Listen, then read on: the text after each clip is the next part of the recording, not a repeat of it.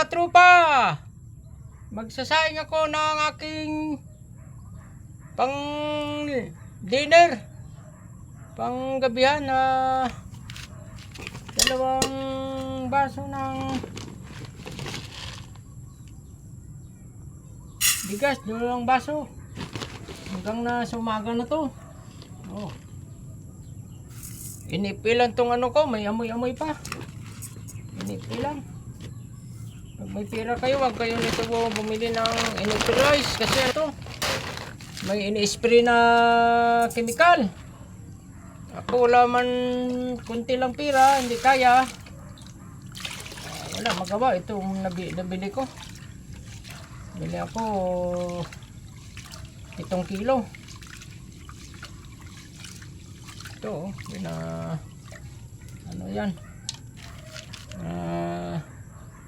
Kilis, tawag sa Ilonggo, kilis.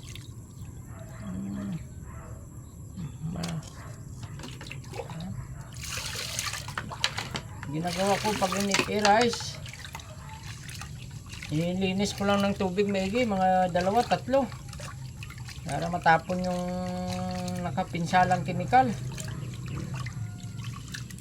Tayo lang ang nilalang sa ibabaw ng mundo. Yung ating kinakain, nilalaso natin. Tayo lang mga tao. Kahit hayop, hindi yan ginagawa. Tao lang gumagawa dahil sa negosyo. Oo. Kaya yung tao hindi tumatagal. Kakanser. Ito na, oh. Isasalang ko na sa apoy. Sa mahiwagang apoy. Itong lutuan namin dito sa probinsya. Oh. Ya, sa nagsasabi diyan. Kung ano-ano, hindi to kaya i-sustain. October 15 ako nag-vlog. August 15, September, October, November, December. Mag 5 buwan ako sa itong January 15.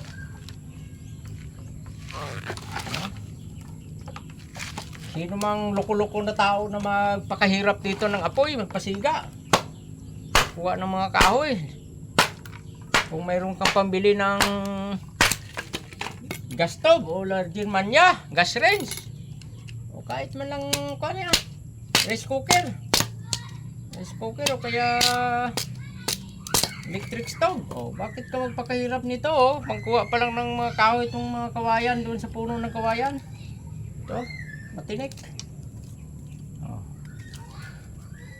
Maabutan pa tayo doon ng nagbabantay, pagalitan pa tayo.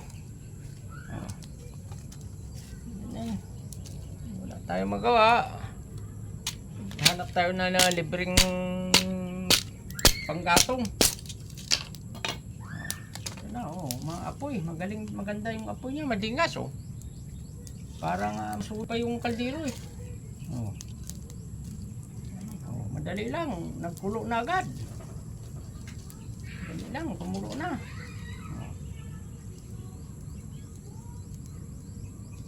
Tayo lang ang nilalang sa ibabaw ng mundo na naglalaso ng ating pagkain.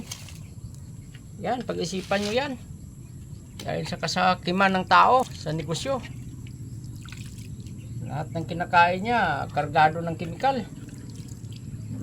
Business yan Yung mga ancestor natin umabot ng 800 years, 1,000 years, daan-daan libo, kasi yung kinakain nun wala kemikal, natural. Ay ngayon saan ka makakita ng natural? Mayroon pa nga piking bigas yung inipi naman tad-tad ng kemikal. Yan na mga katropa, ito yung laro ko. Pinipilit ko kasi wala mag-alaga sa akin. Pinipilit ko na gumalaw-galaw. Walang mag-alaga sa atin. Yung nakukuha natin sa PNP kakunti. Hindi nga kaya magpakain ng mga anak ko. Naawa ko sa mga anak ko. Yun na, mabilis. Kumulo na agad. Wala pang 3 minuto, kumulo na. Pag may pira kayo, huwag kayong gumaya nito ng lutuan. Bukod sa Makati, ano pa? Yung buling, tawag sa amin buling, yung itim ng kaldero. Makati yung mga kahoy. Oh, wag kayo ganito. Pag may pira kayo, bumili kayo ng La Germania gas range. Oh, kahit mga 2 burner gas stove, tapos magasol kayo. Oh, yan na, katropa. Yan ang kakainin ko maya-maya. Alas 5, 40, ano nga oras yan? Mag alas 5. Oh, yung ulam ko ngayon, 3 tuyo at saka talbos ng balingoy, kamuting kahoy. I love you mga katropa. Salamat sa aking mga follower. Walang sawang nagpapalo. Oh, kahit na kayo mag-like, manood lang kayo. Hindi ko naman ikayayaman yung panonood nyo. Oh, hindi nyo rin yan ikalulugi pag kayo nagpalo at nanood. Hindi rin, wala rin kayong malulugi dyan. Kayo mabawasan ng kayamanan. Oh. Tulong na lang yan sa amin na katulad nito. Mahirap talaga ako. Mahirap. Oh. Kinikita sa vlogging, barya-barya lang. Oh. Ito mental therapy ko lang ito sa depression ko para malibang-libang ako. Bye-bye mga katropa. Mahal kayo ng Diyos. Tandaan nyo yan, kapatid. Mahal kayo ng Diyos.